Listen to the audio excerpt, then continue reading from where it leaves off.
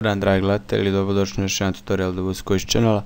Danas ću vam pokazati kako napraviti tablicu, kako ubaciti tablicu u post ili stranicu. Trebamo skeniti jedan plugin. Idemo jednostavno, znači plugin sad new. Pisujemo table press, search. Znači stisnete na install now.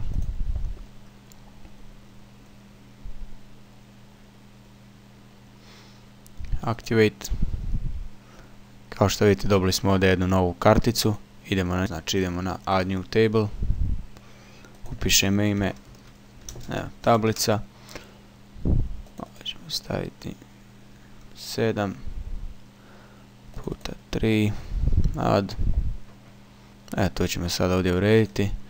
Ovdje ćemo pisati ponedjeljak.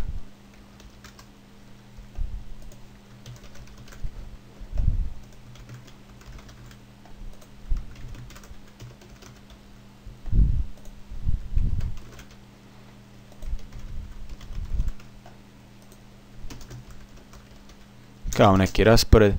Ako želimo ubaciti neku sliku, stisnemo na insert image, ok, odaberemo gdje želimo ubaciti sliku, show, insert into post.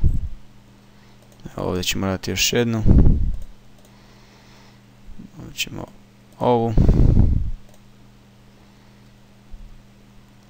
Isto tako možete se igrati s ovim tu postavkama.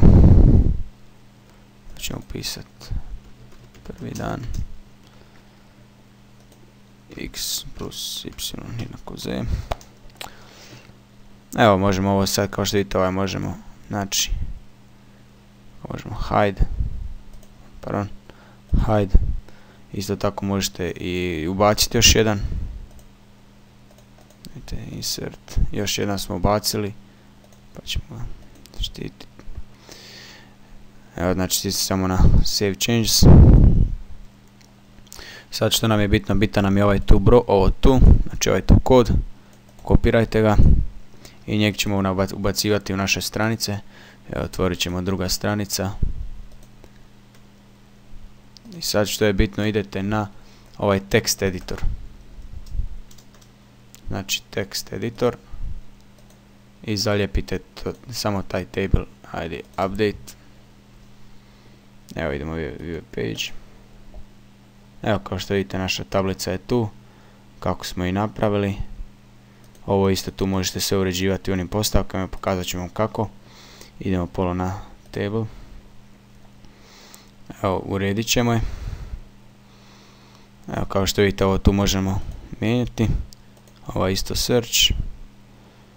Save. Sad moramo ići ponovo na edit this page, update. View.